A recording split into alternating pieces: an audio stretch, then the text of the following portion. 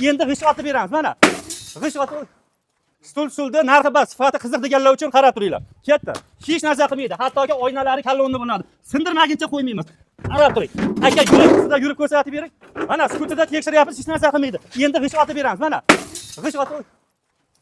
G'ish otib sindi. Pishgan g'ish otsak ham sinadi. Bu oyna bo'lgandan sinadi. Mana ko'rib turgan stulning 6 taligi dekor fason bo'ladi. Atiga, kampriga 2.300 ming so'm bo'ladi. Buni yurib operator ko'rsatamiz. Mana bu yerda 8 taligi bor. 8 taligi narxi atiga 3.300 ming so'm. Mana bu yerda mana bunday fasondagi stullarimiz bor, 4.300 ming so'm. Bu yerda Isabella fasonlari bor, 5.5 ga 7.5 million so'm har xildan bo'ladi.